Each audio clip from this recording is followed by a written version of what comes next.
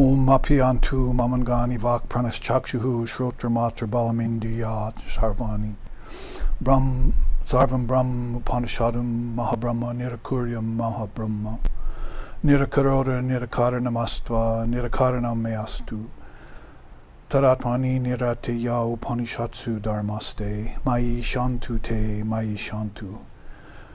Om shantihi shantihi shantihi. May our bodies experience perfect health.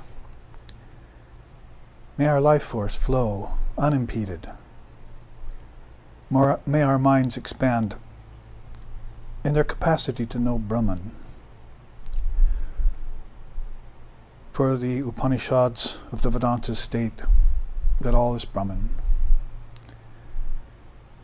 Therefore, may we never deny Brahman. May Brahman never deny us. May there be no rejection of Brahman ever by us, we who are dedicated to the realization of the Atman within. May all the divine qualities cited in those Upanishads also abide within us. Om peace, peace, peace.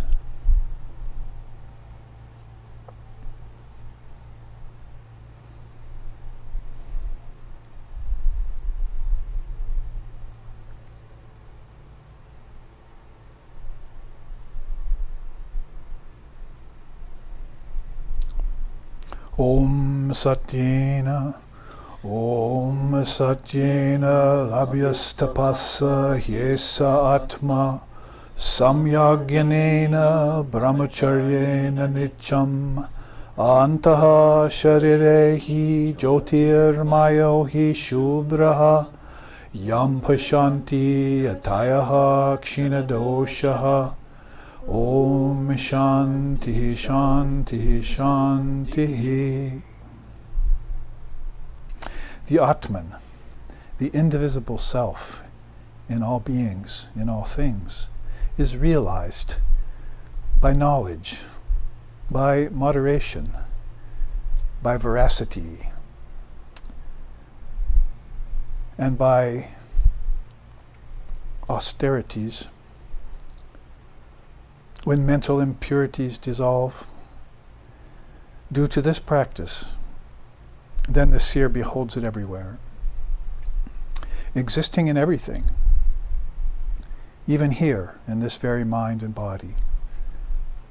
Om peace, peace, peace. Om Sahana. Om Sahana Vavatu Sahanau Bhunaktu Saha Viryam Karavo Vahoi Tejasvi Navaditamastu Ma Vidvisho Vahai. Om Shanti Shanti Shanti. May Brahman, the reality, protect us. May Brahman sustain us. May Brahman illumine our thinking process. May we not find fault with each other, with the world, and with the teachings. And may what we study be a source of inspiration to us eternally. Om peace, peace, peace. May peace be unto us, and may peace be unto all. Om Hari Om.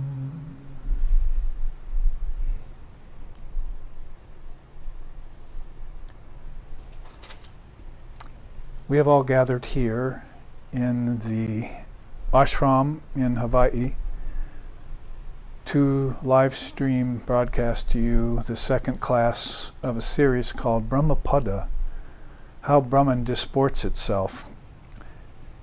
That is, if you were looking at it strictly Advaitically, that is from the nondual position, Brahman is everywhere and is everything, as I just chanted. It's in everything. Being all pervasive then, it doesn't need to move. It's eternally stable, immobile, partless, actionless, faultless, and divine, as the Upanishads call it. That being the case, then, it's usually veiled from ordinary consciousness because of Yoga Maya, as Sri Ramakrishna called it. This Maya veils everything with form and with name, in time and space. All these are tattvas, or principles that are ultimately illusory, as you would find that to be the case if you were in samadhi, like Sri Ramakrishna was so often, or if you even go into deep sleep tonight with that third eye open, because we just gave a beautiful series of 5 classes, which will soon be on YouTube for you to review, about the Agya Chakra, or the third eye, and the 7 chakras around it, that surround it. So if that wisdom eye was opened, if thine eye be single, as Jesus even put it, then you would be aware of the coverings over Brahman, called names and forms, and you would be striving to see through them. Probably not with these eyes, because no man has seen God with these eyes, as John said, speaking about Jesus and so forth, with our Easter period just over, those great luminaries from the Middle East. And the great luminaries from the Far East, particularly India, then, are talking about this divine eye in terms of transcending worlds and time and space, and particularly the weights, the sandbags in your hot air balloon that are causing karmas that keep you tied to the earth, keep you earthbound. Always looking down, Sri Ramakrishna said, like the dinosaurs, they were always looking down, so pretty soon they became earth. Now we're using them to power our vehicles and so forth. Their concentration was always focused down on matter. So we know from our last series that these eyes tend to look down too. They're at a very noble place between the brows and the center of the forehead, where there really is a center, or a central focus there of concentration. But they tend to fall out of that location like a wounded eagle out of its nest. It fell and visited these 3 lower realms and got caught there, earthbound. Earthbound means even with the ancestors in a kind of Kala Chakra, or in Maya, or in Samsara. And then it lost memory of the fact that it had wings and that it could soar. Like the lion cub that was born in midair as its mother was shot by a hunter just as it leapt at a flock of sheep, and the lion cub fell into the flock of sheep and was raised by the sheep. So the sheep taught it how to bleat and how to eat grass, and even though it looked completely different from them, one day another lion was looking at this flock of sheep, saw this full-grown tiger there in the flock, and took it by the mane, by the scruff of the neck, as it were, dragged it over to water and said, "Look at you, do you look like these sheep? Look at your fangs, and why are you eating grass? You should be eating them. And you should roar, not bleat." And so the lion had an awakening to its true nature and was free then. So that's a story Sri Ramakrishna used to tell about, like this eagle falling out of its nest, or the human being falling from this high place of purchase, where higher consciousness is operative, where awareness with a capital A is prevalent. And then via the senses falling to the objects and thinking that they're not only real, but the only reality. So that's usually talked about in terms of a fall from grace, or forgetting your true nature as Atman, identifying with the 5 senses and the objects, not having your viveka, your discrimination intact, your discernment readily available to separate the wheat from the chaff. It's been talked about in so many ways in spiritual and true religious circles, because there's a lot of irreligion where you don't hear teachings like that. And a lot of secularism too, where you wouldn't hear that. So what we're proposing last week and this week and next week too in the third class of Brahmapada, how Brahman disports itself, is that it can be looked at in a little different way. And today I'll take you, after we look at more of the Advaitic way, look at Tantra, and shows you how Brahman, divine reality, sports in form. Because in Tantra, Lila is a great thing, and in Vedanta, discrimination between the real and the unreal, or the wheat and the chaff, is the thing. So as practices, as darshanas, or pathways to clear seeing, people, according to their temperaments, can walk along these pathways. I'm a Vedantist, I'm a Tantricist, I'm a yogi, I'm a Buddhist, and reach divine reality through these ways, through the four yogas, as Vivekananda taught us in this day and age. So I'll take you through a kind of tantric teaching of Shiva and Shakti, to see how there was this one mass of pure conscious awareness, and it bifurcated and turned into two principles, Shiva and Shakti. And Shiva and Shakti is now here in everything. So that would be this Atman in Vedanta, sporting in everything. Apparently two, but always one. Absolute reality and its dynamic power, if you want to put it in Vedantic terms. Dynamic power meaning Shakti. So we can look at that toward the second half of this first class. For now, just enough to say and to know that as Brahman disports itself, it can happen even in a puja where there's a divine article. We were talking about that today before we started class, about how ritualism in India is much different than idol worship in the Middle East, and how it came to the Western countries as Christianity and Judaism. Christianity, Judaism, and Sufism, not Sufism so much, but Islam, Muslim religion, they have that idea about being very careful with image worship, idolatry. And then you'll find out the Far Eastern religions, and some of them are rather careful about that too, like Advaita Vedanta and Zen. But you have these tantric paths, and then of course you have even concessions made in yoga and in Samkhya for this dynamic power, and how maybe Brahman is disporting through it, because it never changes when it never enters actually into the sport. No man hath seen God with these eyes means you won't find divine reality wherever there's name, form, time, space, and causality, because it won't go there. So what is it that's appearing there in the image that all of a sudden is filled with light?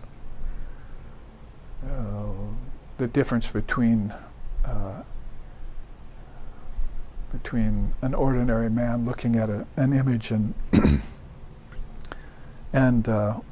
worshipping it through habit in order to make money or a living as a priest, and a person of very high consciousness who walks in, sees the same image and sees it glowing with light. It has to be traced to the consciousness, the level of consciousness of the being looking on. Beings with higher consciousness, of course, will see Brahman in everything, as if everything gets stripped away just by the very presence of their high consciousness. They said Swami Vivekananda was much like that everywhere he went, he was a sun that shone, and the darkness of Maya could not penetrate. And so he would shine a light on everything, whatever room he went in, whatever hall he spoke in, whatever city he visited, even here in the West. There was a palpable feeling of heightened consciousness wherever he was.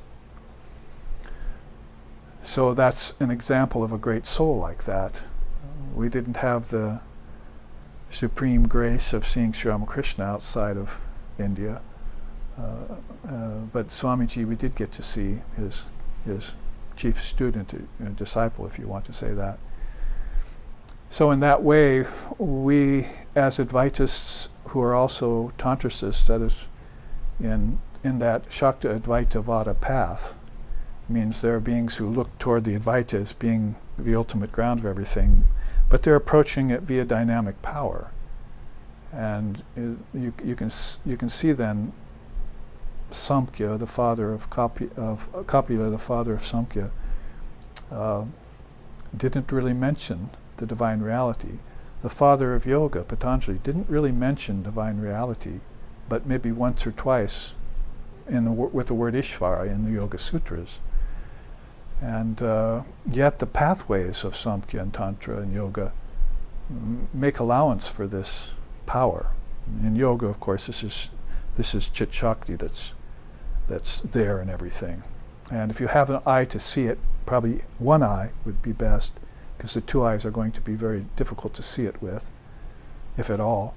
If you have this focused consciousness or focused awareness, and your consciousness has risen to man that station, and then you're going around seeing both the world and Brahman. So you're making a very well-honed distinction between the two, but as you look at the world, you cannot help but see that the light of Brahman is illuminating it. That is, take away Brahman, the worlds wouldn't exist. Take away the worlds, Brahman still exists. There's a way that you can put that. So Brahman is the only reality, the only thing that exists, non-dual in its nature, all-pervasive, doesn't need to move, so it's been very hard to detect. I remember songs in India saying, you know, if staying in one place and sitting very still for a long time is enough to give you nirvana, then why not worship stone mountains? Because they've been sitting there motionless for centuries, millennia, and so forth. So that kind of stability is seen by something that's stable. You have to slow down and stop yourself to see the movement of other things. Like a train that's staying still and two trains on either side of it going in different directions or the same direction at different speeds. And you'd have to visit that second train to figure out that there was movement outside of yourself. So that movement is caused by the presence of dynamic power. And Tantra has probably the best of all ways of explaining that to us. You could see when you read the Gospel of Sri Ramakrishna that, probably greater than 50% of the teachings in there are tantric in nature. And then Vedanta and Yoga and Samkhya come less percentage after that. This was a great soul who saw the unity of all these different positions of India's various darshanas. So that was, of course, unique to him. But we can borrow that too, is what we're going to do here in this second class on how Brahman disports itself. Disports means, we've already said that it's stable and immobile, but it appears through all things, and that's been the unique experience of certain illumined souls. So high-minded individuals that have had that experience, even right on down to seeing an image on a shrine and worshiping it and detecting the essence behind it so that it seems to live. It has a life of its own. I used that teaching of my teacher last week to explain that light shines off of a rock poorly, off of a leaf a little better, off of a lake better still, and off of a mirror best of all, because the lake will sometimes get wind blown. So you can see that light in various ways in all four of those things, but the mirror is the best. So the illumined human mind, polished, the mirror polished clean, as Shankara said, because his birthday is coming up here in about a week, is the best medium through which to see that stable Brahman. You have to become mirror-like, or verses in the Hastamalaka Stotram that talk about that. And the leaf and the rock have less light to them, so they're not going to be the best reflectors. So if you just take that as a simple analogy, then you can see how much of Brahman's light reflects through any given thing. And of course, the difference between worshipping an idol and having a vision is vastly different. Like, say, even in Judaism, it's not very kind to image worship. There was the golden calf, and then there was the burning bush.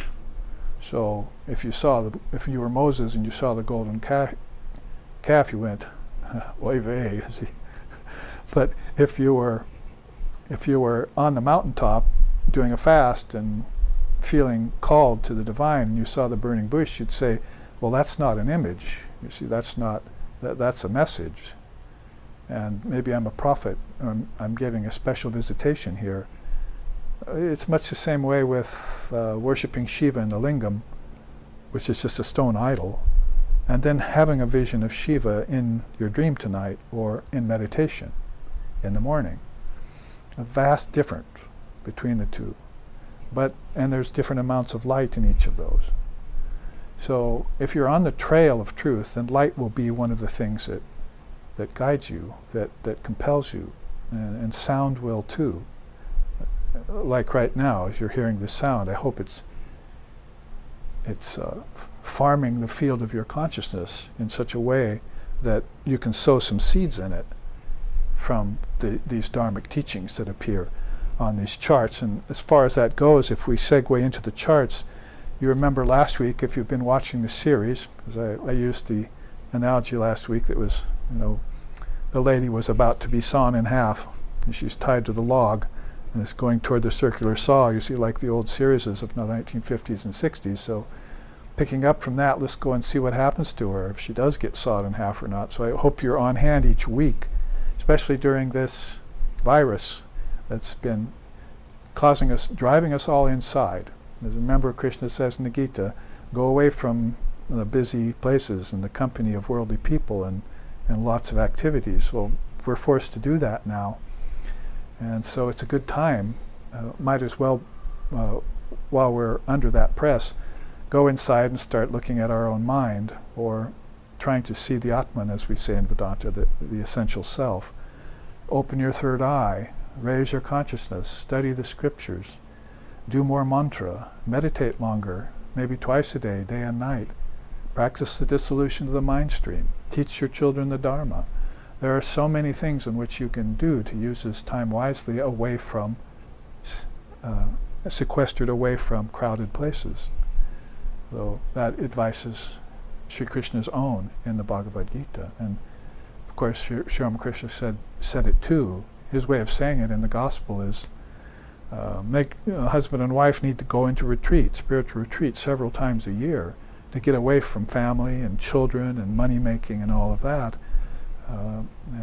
The monk pretty much in India is away from it most all the time. Every day spends time away from it. But the householder always has to be there. The householder is like a man carrying a big bundle on his back, you see, and he stops and watches the wedding processional go by with this big weight on his back. Other people around him are like monks. They don't have a weight in their back, and they're watching the wedding processional go by. So all kinds of people are there watching the spectacle of awakened consciousness, if you will. But one of them has a weight, and that's the householder. They're very hard to find time to visit your own true nature.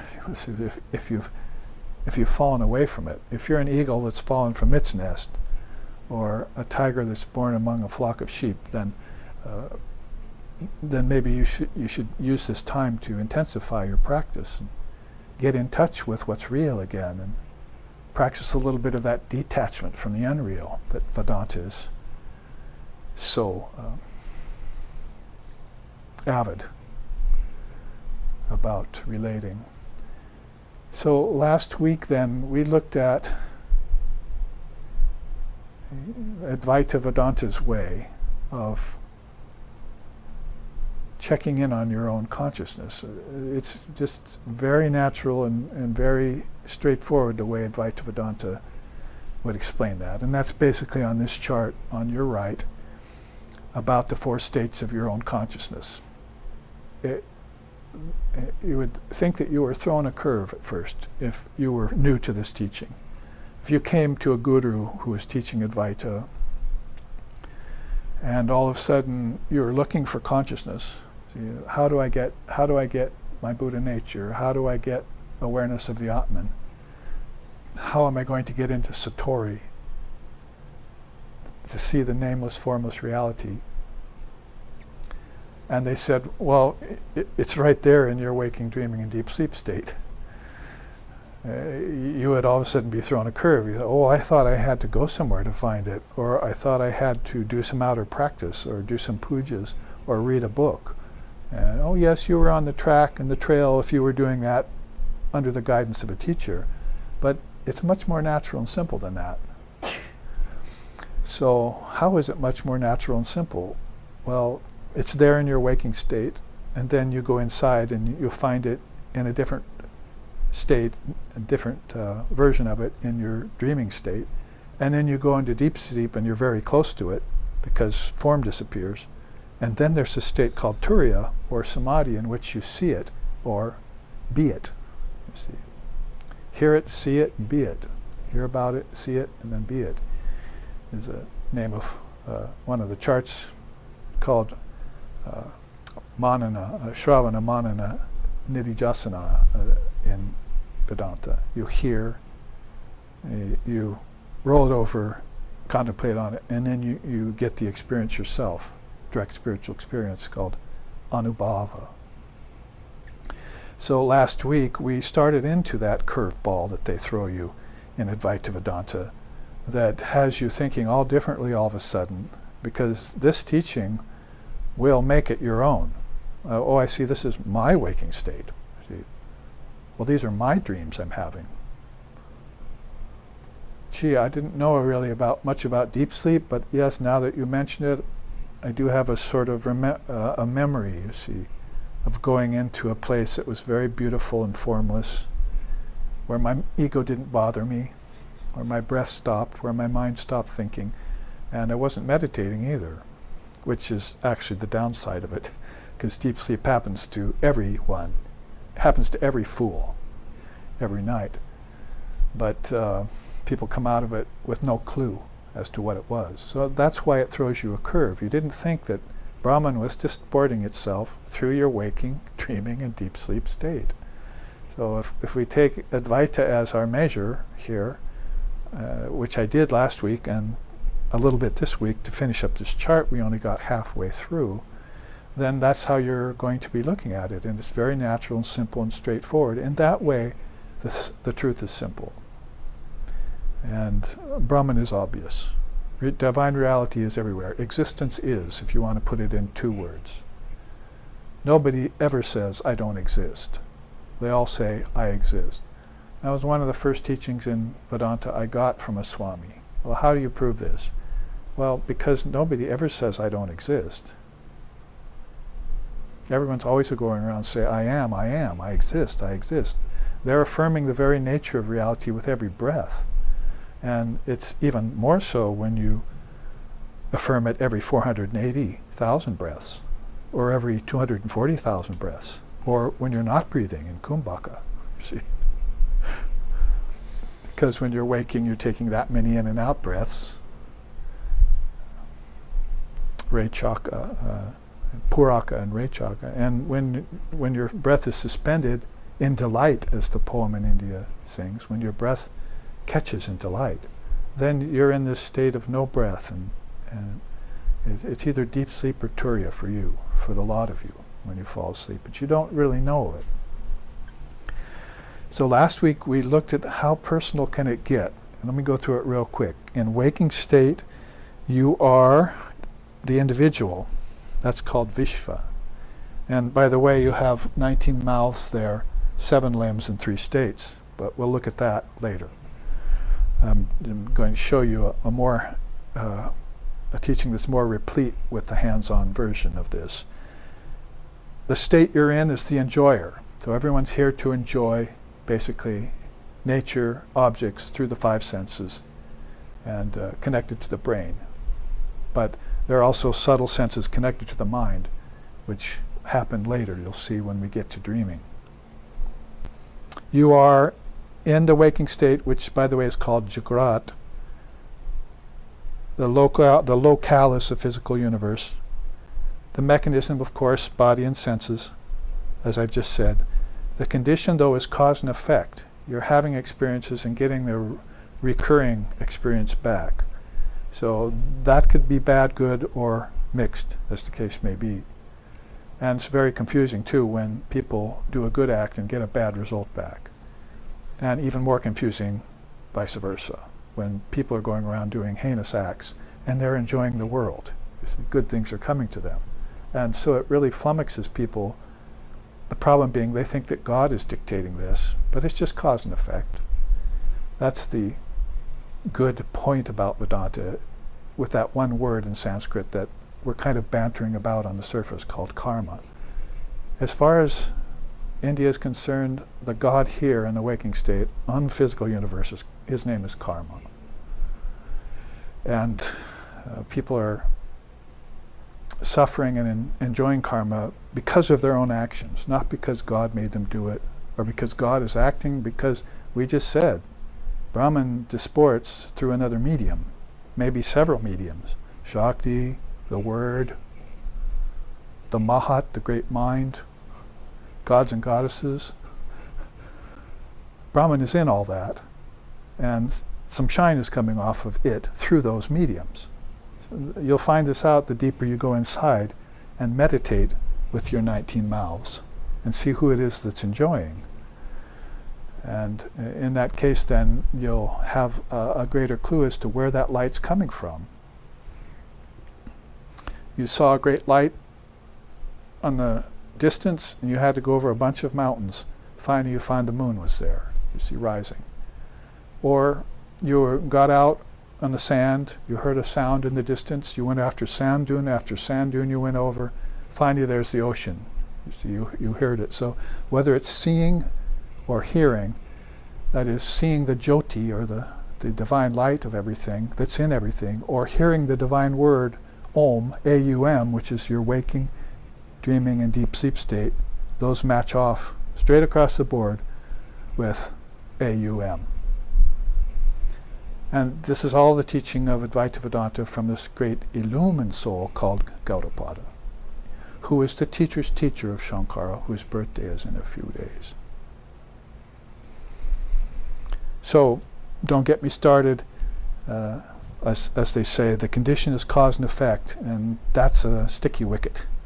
See, let's borrow some real English straight from England. It's a sticky wicket to be under the press of cause and effect. And don't get us wrong, the cause and effect that comes from good actions too, very sticky. It can bind you to earth just as much, probably more, as negative effects happening to you. If you have a lot of negative effects happening to you, oh, I think I don't like this anymore, I'm going to retreat, I'm going to withdraw. Maybe I'll quit the world, maybe I'll become a monk, maybe I'll detach from things, maybe I'll spend some time alone, away from everything, including the virus out there. Because I've got another virus in here that's more problematic. It's the virus of my ignorance. It's called avidya. And that's been the cause of all the outer viruses all along in my mind. So, as I said, don't get us wrong as Vedanta, it's a gold chain you're wearing at that time when you're under the cause and effect of good for good.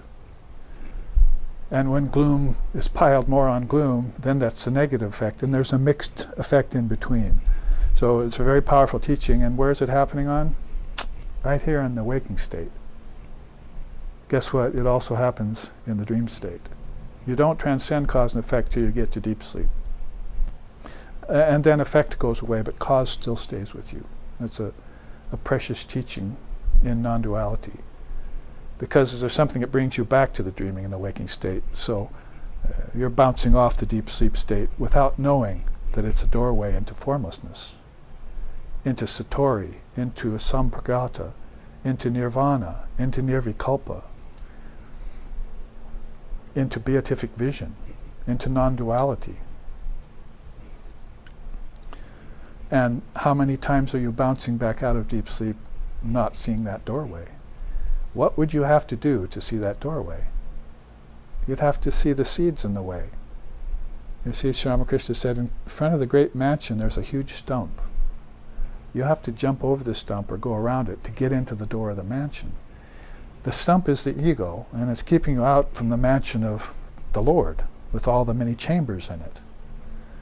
Well, I'm using this in the case, there's a stump in deep sleep too. It's called swapna. Sushupti. So basically, you'll have to see the seeds there that are strewn all about the floor of deep sleep in your own mind, and pick your way around them and not water them in order to find the doorway into Brahman, or into these higher experiences.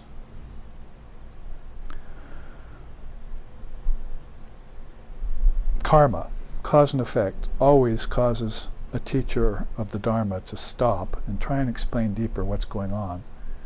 It would be one of the ways in which people can quickly come to spiritual progress if they understood that karma was the God of the universe, and that God has nothing to do with cause and effect. The result here in the waking state is pleasure and pain. Shouldn't be too hard to understand. The view is false perception of reality. In other words, like Vedanta says, Brahman's real, the world is unreal. What you're seeing here is the outer form in its grossest condition of ignorance, of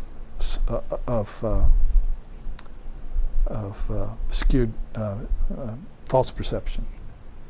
You think all this is real, objects are real, and you won't even begin to worship the object to see if it'll take you somewhere, you see. You're just using the object. But if you deified it, like Tantra wants you to do, and put it on the altar and look at it, it'll be a doorway open to a higher state of awareness. Or if you take a little stone Buddha, or a little stone image of Ram, you see, and put it on your altar and wave incense in front of it, burn a candle, and then take it into your mind. You see where the image came from. And you make the connection between the outer and the inner. See?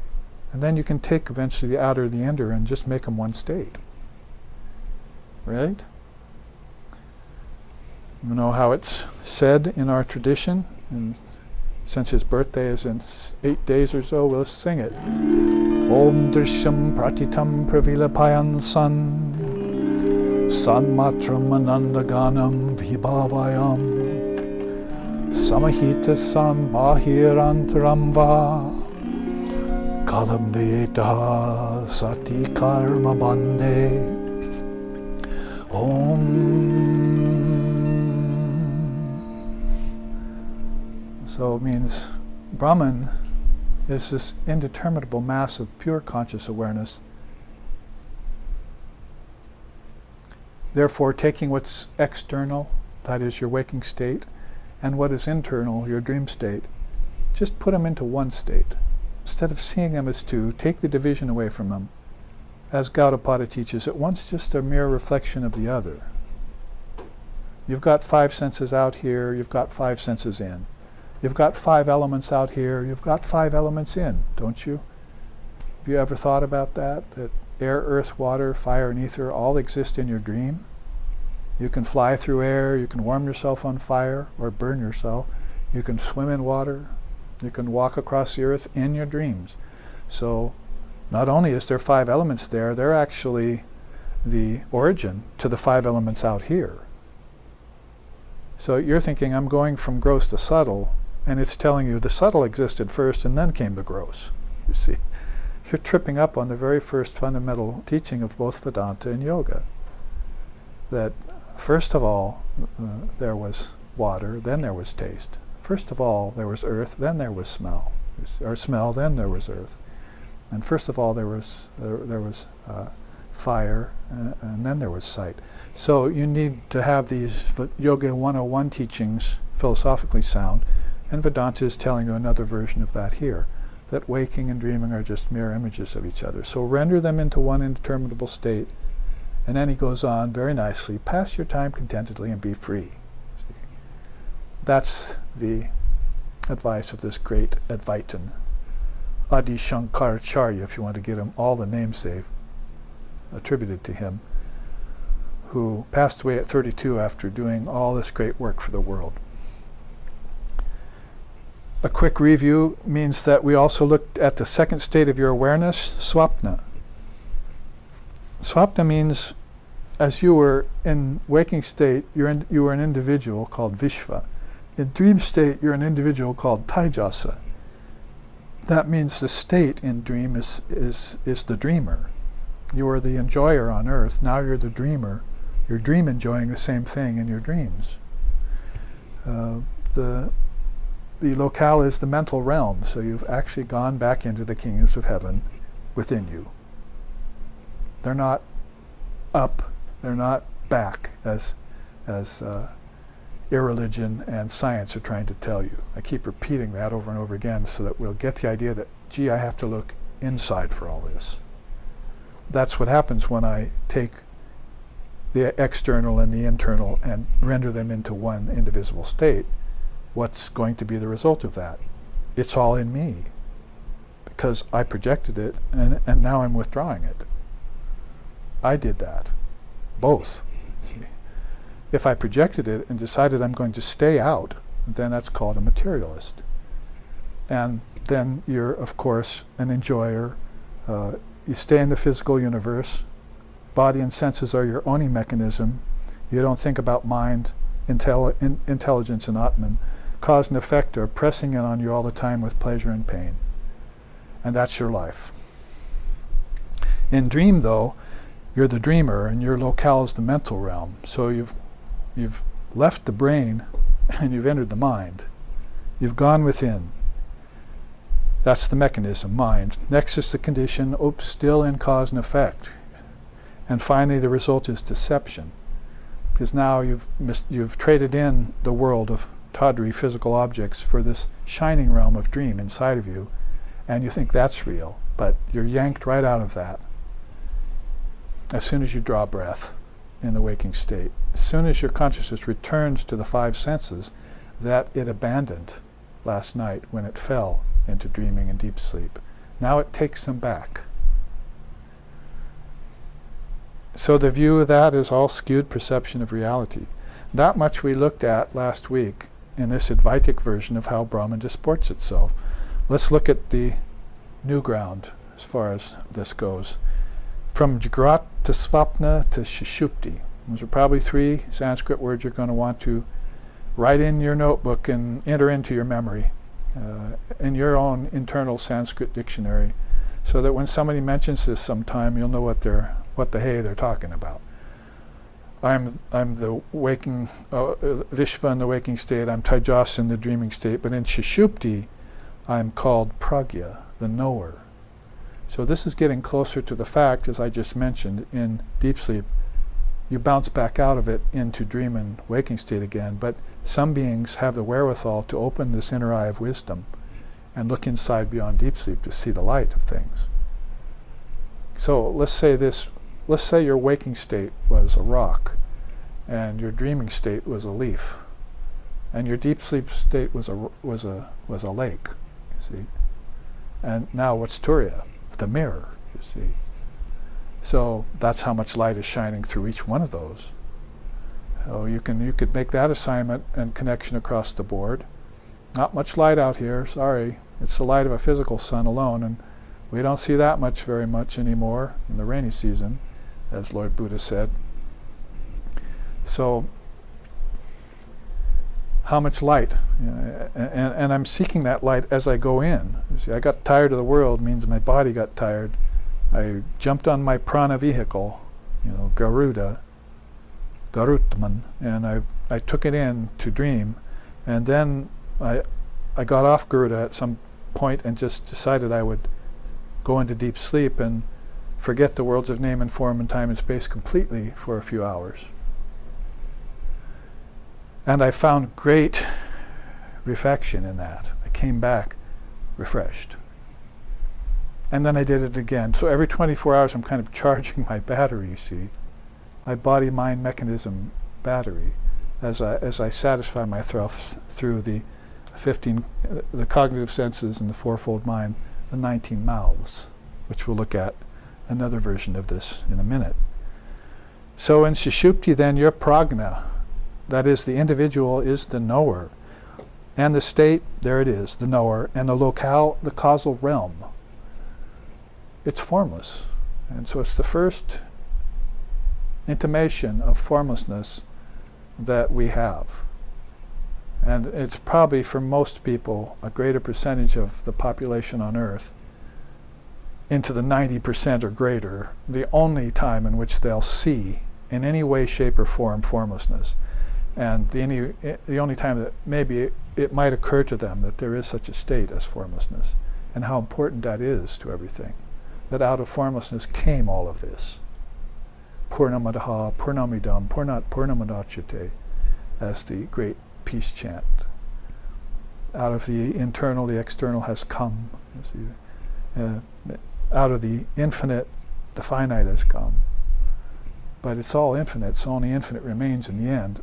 When I take the finite, merge it into the infinite, and render them both into one indivisible state. So you'll have to do that in the locale called the causal realm. You can, if you open your eye of wisdom there, because you're practicing sadhana on earth, each time you go into dreaming and deep sleep, you get more versatile, and there's more possibility of you seeing your true nature as you get into deep sleep.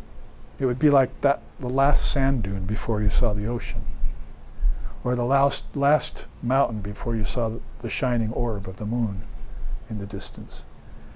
So deep sleep is that close, hand in glove, to divine reality, because, well, if any other proof is needed, you feel so refreshed when you come out of it.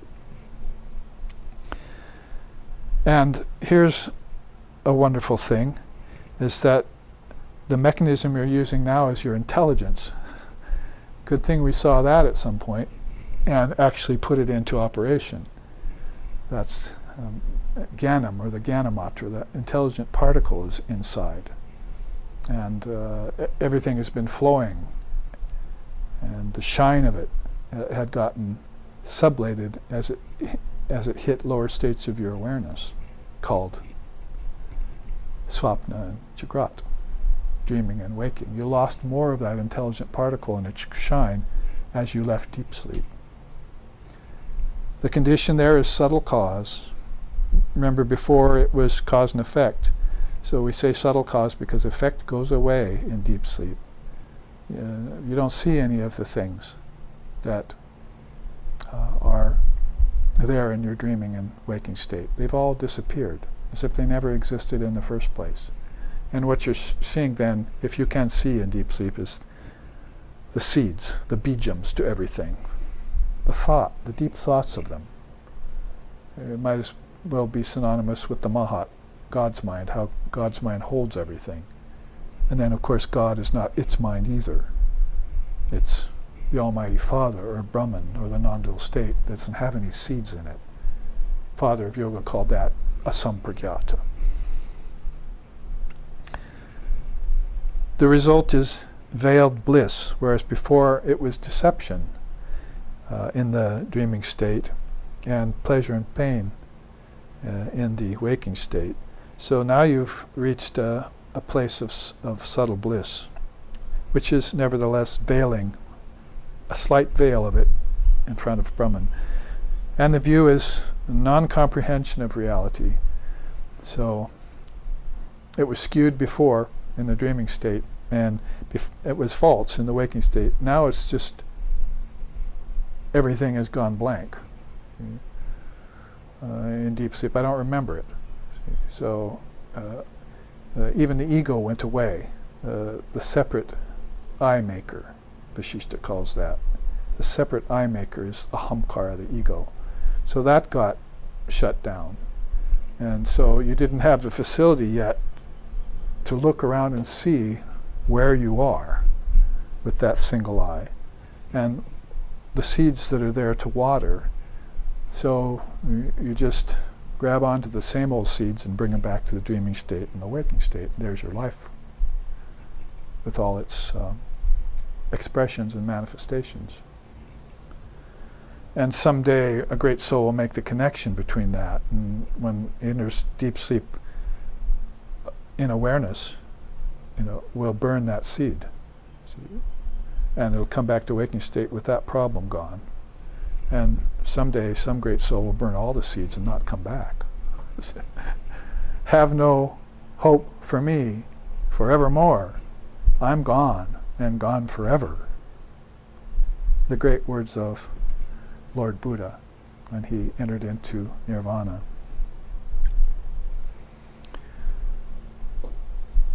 Well, what's beyond Sushupti? There you see Turiya is Advaita's word for samadhi and satori and so forth. The locale there is Brahman. The mechanism is consciousness. The condition is non-duality. The result is unalloyed bliss, not limited bliss or veiled bliss. And the view is all comprehensive. It sees everything all at once inside of itself. So I didn't mean to skip over the individual, but I might as well have, because it's actually non-existent there. The individual is gone, and the state is all-pervasive oneness.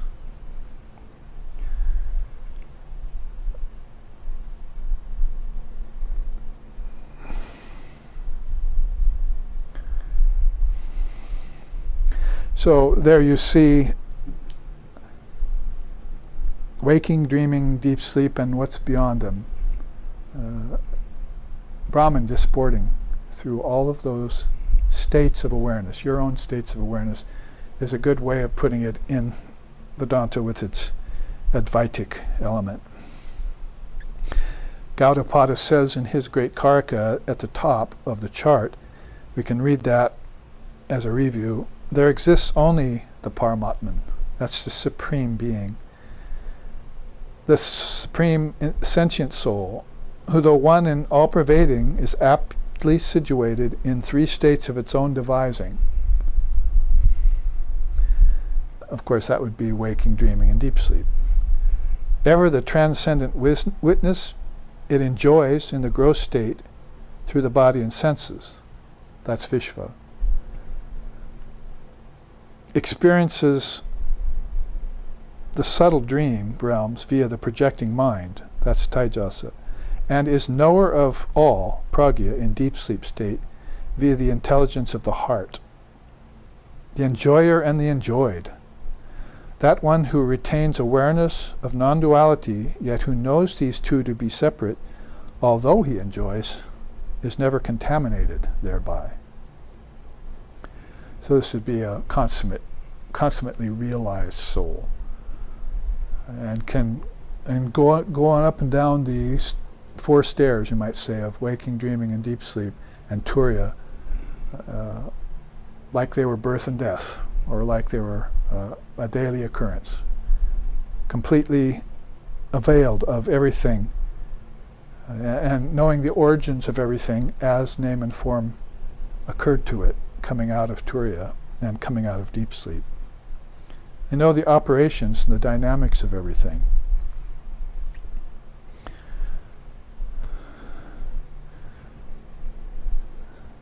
And also would probably go beyond them, as is sung by the Avatut occasionally. Nishkampa kampa nidanam navikalpa kalpam swapna prabodha nidanam hidam hidam Nasarasara nidanam hitatam mahi Gyanamritam samarasam gaganopamoham Shtanatrayam yadlicha Hikatam turiyam Kalatrayam Yadichane dikatam dishascha Shantam padam hi paramam paramartha tatam Jnanamritam samarasam gaganopamoham. Jnanamritam samarasam gaganopamoham. Avatut sings in two of his verses in the Jnanamritam Stotram in such a way as to illumine this idea about the four states of consciousness through his experience. He said in those two verses, stillness and vibration, along with doubt and determination, disappear in the ultimate Brahman. And so does the duality of virtue and vice, and morality and immorality as well. Even the waking state and the dream state dissolve away there. I am pure existence there, wisdom and bliss, as boundless as the sky and infinite like space.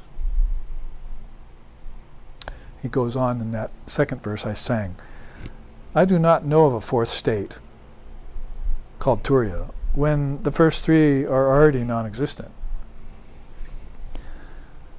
The 4, 8, and 16 directions surely cannot exist when the three phases of time are seen to be unreal. Throughout all, then, for me, Brahman is the supreme abode of peace. I am pure existence there, wisdom and bliss, as boundless as the sky and infinite like space. So in these 40 verses, he sings about waking, dreaming, and the four states of awareness and the witness of them all. So this is how the Avatut, in his experience, has plumbed the depths of his own awareness and put all stages away and arrived forever at this one state of pure existence, pure wisdom, and pure bliss, or Satchidananda. There's one more quote here, and then we can move on to fleshing this out with this Upanishadic chart on my right. And I took some of the my most favorite of all the slokas in Gaudapada's Karika and just trailed them together here. Perceiving the suffering of this finite world, one should turn to the Atman, the unborn, who is infinite. When mind enters Atman, its variances are seen as unreal, and peace descends. Atman is like intense concentration without end, but free of conceptualization.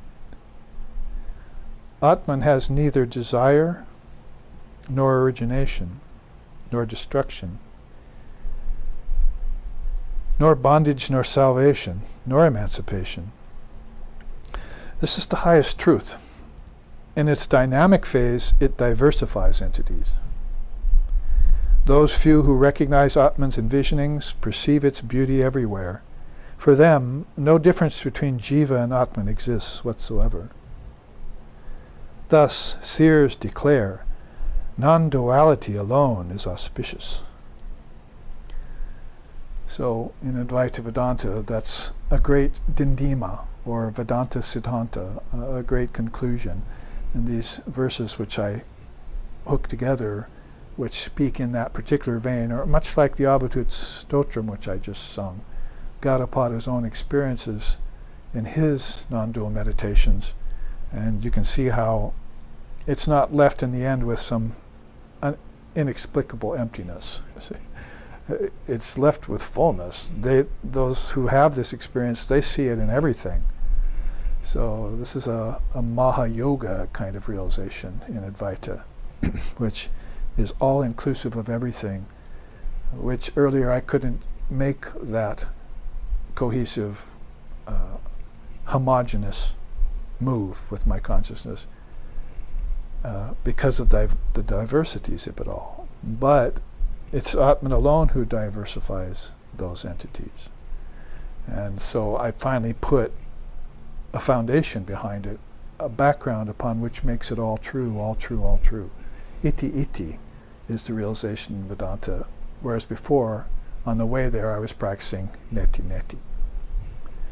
So Many other connections can be made. You might want to attend one of our retreats that we give at least once a year or once every 2 years on Gaudapada's Karika. That's how important it is.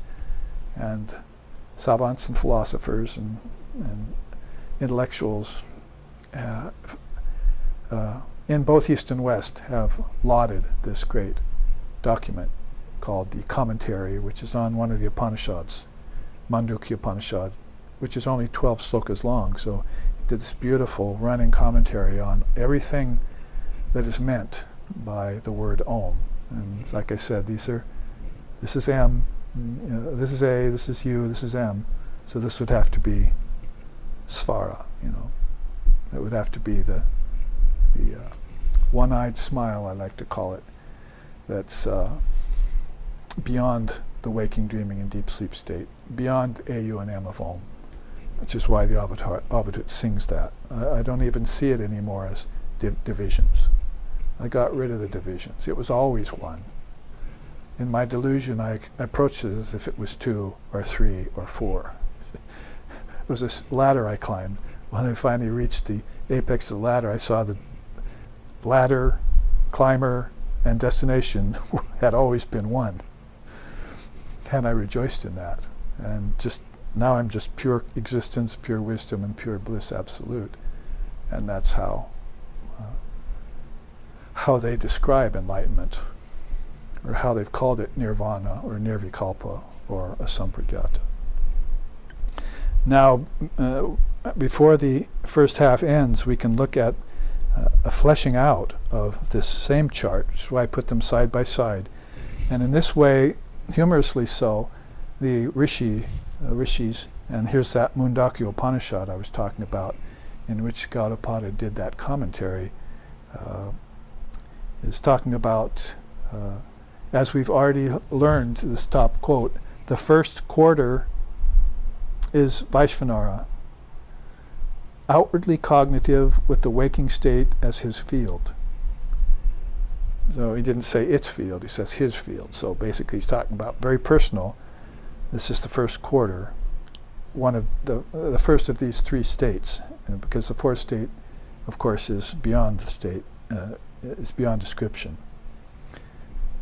The second quarter is Taijasa, which we found out over here, inwardly cognitive with the dream state for his field. Both are 7-limbed and have 19 mouths for enjoying gross and subtle objects. The third quarter is Pragya, the intellectual, with deep sleep as its field. Now he takes away him and her, or any assignment of an individual, as now it's become this formless, nameless, egoless level of awareness. It's unified, full of bliss, and forming the gateway to all definite cognitions. In both ways, coming out of dream consciously back to dreaming and waking, or going beyond deep sleep into Brahman. It's forming the gateway for all experiences and all cognitions. Again, sort of like a couple weeks ago we had that teaching about the third eye. That's looking both ways, two-pedaled, further in and out, or beyond and out.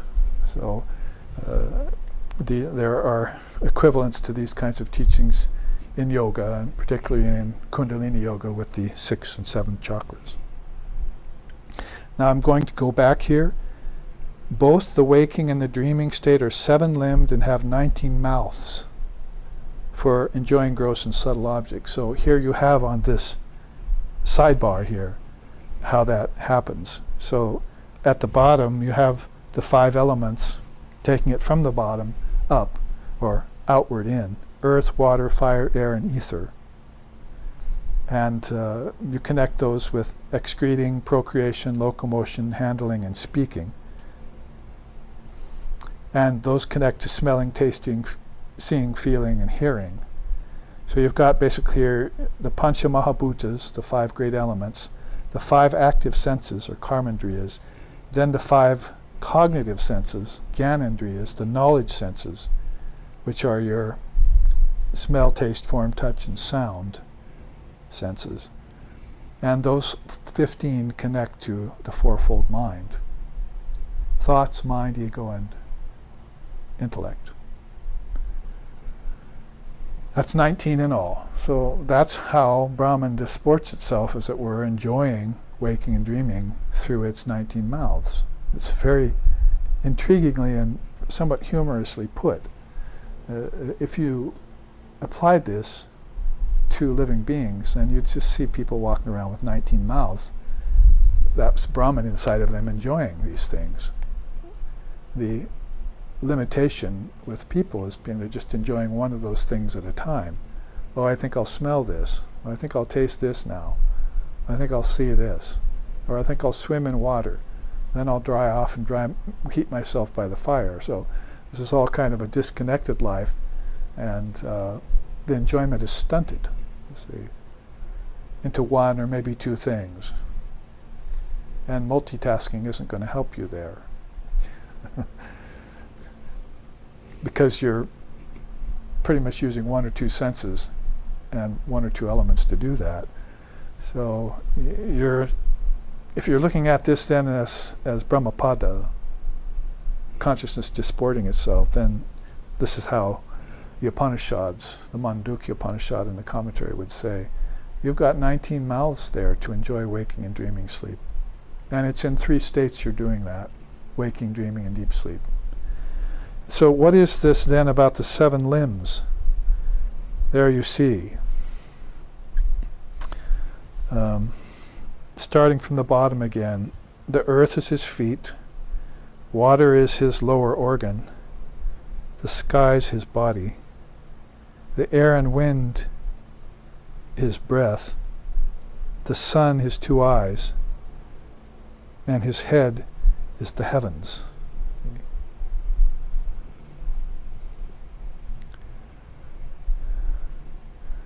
And that's actually taken from a chant we know.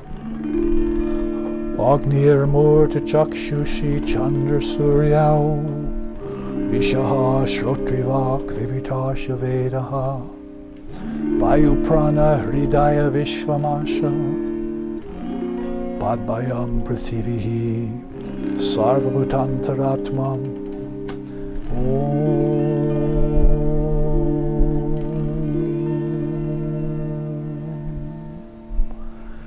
Beautiful sloka out of the Upanishads, which stating about sun and moon are his 2 eyes, and the illumined mind is his revelation. The 4 directions are his arms and legs.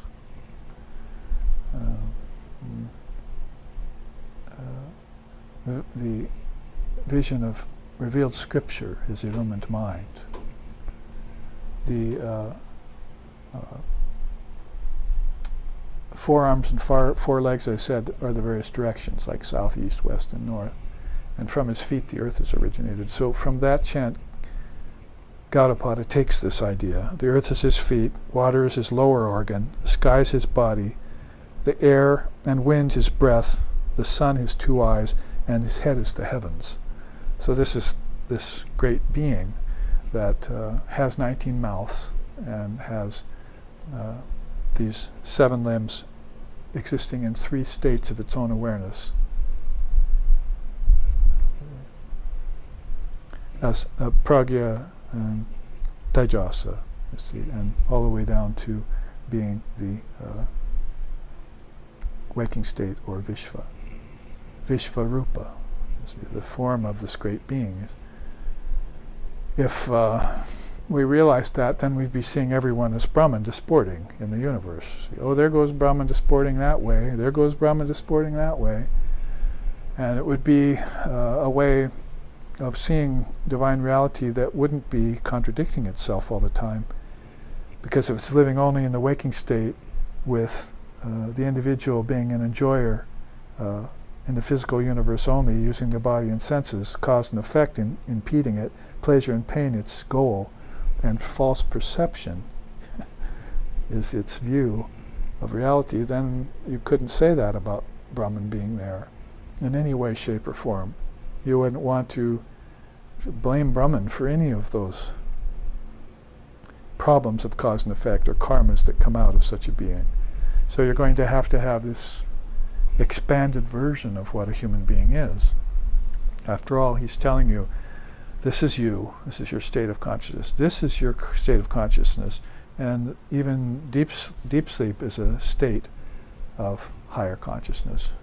And by degrees you're dropping weights. You're dropping the sandbags out of the hot air balloon of your ascending spirit as you move towards Turiya. And the almost laughable thing is that you don't have to be a seer or a saint or a yogi or a rishi to do that. Everyone's doing it every night. In 24 hours of their life, they are 19 mouth with 4 states, or 3 states at least, and have 7 limbs in which they are looking and experiencing that, feeling their universe. And they're going into deep sleep every night, getting rid of it all, coming back and taking it on again. This is why I say, don't look back and don't look up. Look in. And this is the way they looked in and the way they mapped out all states of consciousness, which is really just one homogeneous mass of pure conscious awareness. One homogeneous mass of pure conscious awareness. I had to ascend it by 4 steps.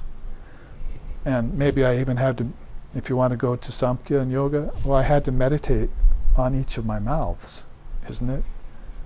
See, I had to connect earth with smell, and water with taste, and fire with sight, and air with feeling, and ether with hearing, in order to make the first step inward. This is Yoga 101, and it's what Samkhya is all about.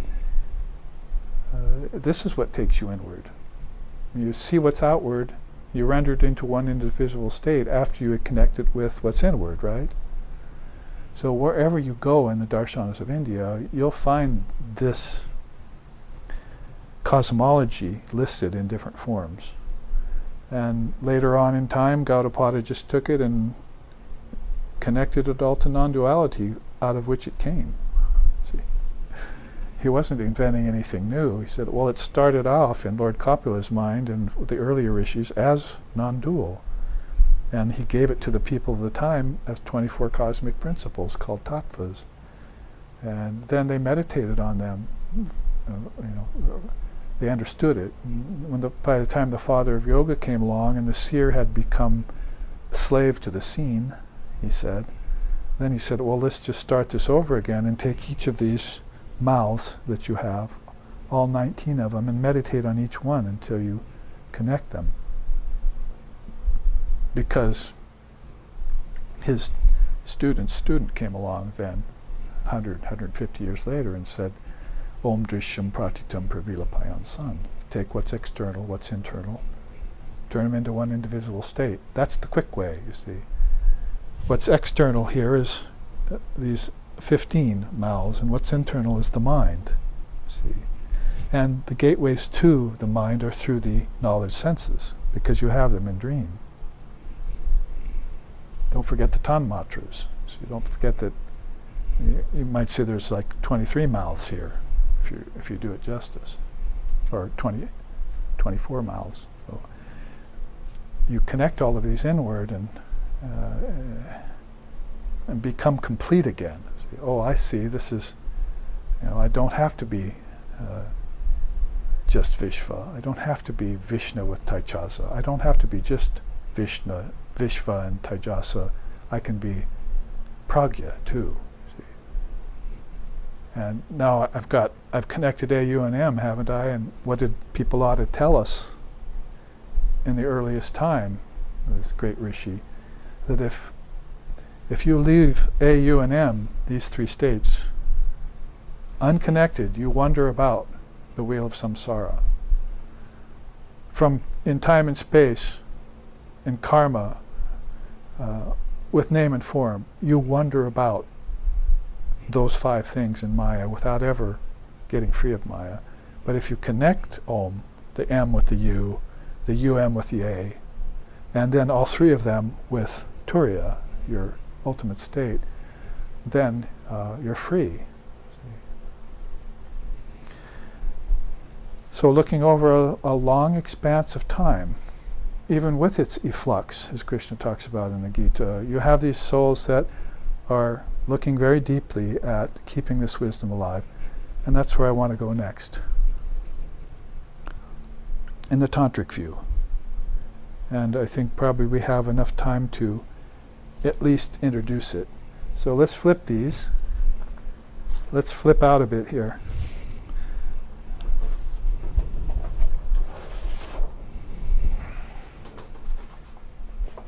And look at the tantric perspective. Well, I introduce it, as I said. So, just so we're formally entering in another stage of darshanas here, I declare now an end to the look at non-duality, that is how Brahman disports itself as the Advaita Vedantist might look at it, and a beginning to the phase that a tantricist would want to look at it. Because, as my teacher once said, that renunciation is not condemnation, renunciation is deification. So in Tantra, you don't exit out of the equation. You connect it all, like in yoga, and you deify it all. So there would mean you would let room in for even image worship to be one of the steps to get you out of attachment to matter. Even at a very gross level, you say, well, I'm an alcoholic and I've got this habit with this elixir, you see, and I'm drinking it all the time. And, I have a lot of guilt around it, a lot of shame, and it's become a bad habit. I can't get rid of it. People don't like me because of it. All negatives, right? So now you just take it and you offer it. See? Offer it to Mother Kali, or offer it to your Ishtam. I don't know what to do with this. Here, I'll give it to you. And you deify it that way. See? And all of a sudden, you start to lose your desire for it. Yes, I know there's a 12-step program to do that outwardly with people who are addicted in America and so forth. How about this 4-step program we're talking about here then? And how to deify things. Tantra would look at it that way.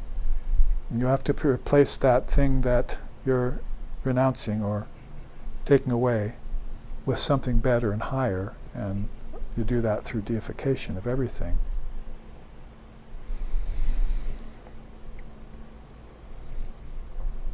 The real Tantra really hasn't shown itself much in this day and age, because even the Westerner went over to India and was interested in Tantra and turned it into basically sexual practices and imbibing of intoxicants. And Sri Ramakrishna warned about that in the 1800s, that was beginning to happen, and it's also what happened in a fallen kind of Tantra in India. So there are, dozens and dozens of practices in Tantra, but you're only taking these two, intoxicants and sexual practices. What about all the others that you're supposed to be practicing? So that's why I say Tantra is in a very poor shape, even worse than when it fell in India. Now it's fallen even further by the American estimation of it.